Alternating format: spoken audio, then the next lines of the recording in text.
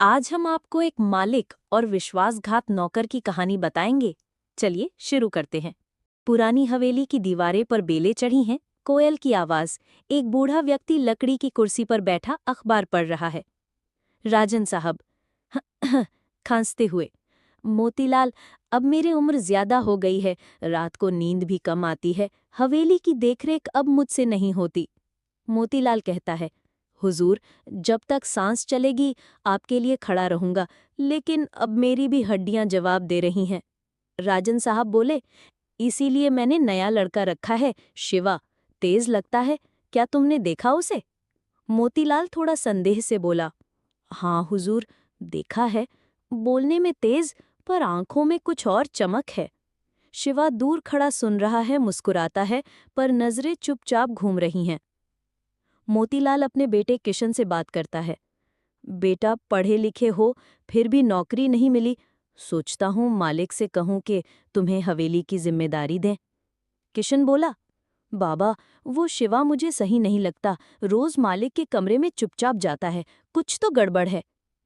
एक रात शिवा चुपचाप एक चाबी से तिजोरी का ताला खोलता है, हाथ में एक नकली चाबी है।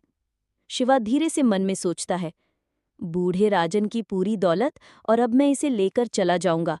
तभी दरवाजे के पीछे हल्की आहट। किशन छुपा हुआ है, सब देख रहा है। राजन साहब कुर्सी पर बैठे हैं, किशन और मोतीलाल सामने खड़े हैं। किशन बोलता है, हुजूर, बीती रात शिवा तिजोरी में घुसा, मैंने खुद देखा। राजन साहब कहते हैं, क्या तुम सच बोल रहे हो? मोतीलाल कहता है, मालिक, मैं जानता था, उसकी नजरें साफ नहीं थी। राजन साहब शिवा को बुलवाते हैं। शिवा, ये क्या सुन रहा हूँ? शिवा कहता है, मालिक, किशन मुझसे जलता है, वो खुद हवेली की जिम्मेदारी चाहता है, झूठ बोल रहा है।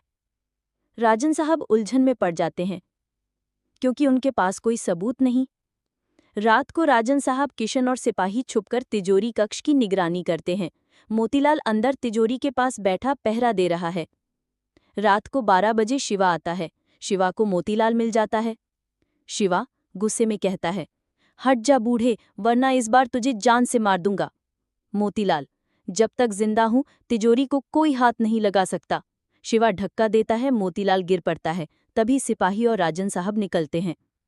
राजन साहब गुस्से में बोलते हैं, बस बहुत हुआ, सच्चाई सामने है, तुम गद्दार निकले शिवा। शिवा को सिपाही पकड़कर ले जा रहे हैं। शिवा चिल्लाते हुए बोलता है, तुम सब मुझसे जलते थे, ये हवेली मेरी होनी चाहिए थी। राजन साहब, हवेली उन्हें मिलती है जो वफादार हों, धोखेबाजों को नहीं। शिवा को जेल में ले जाया जाता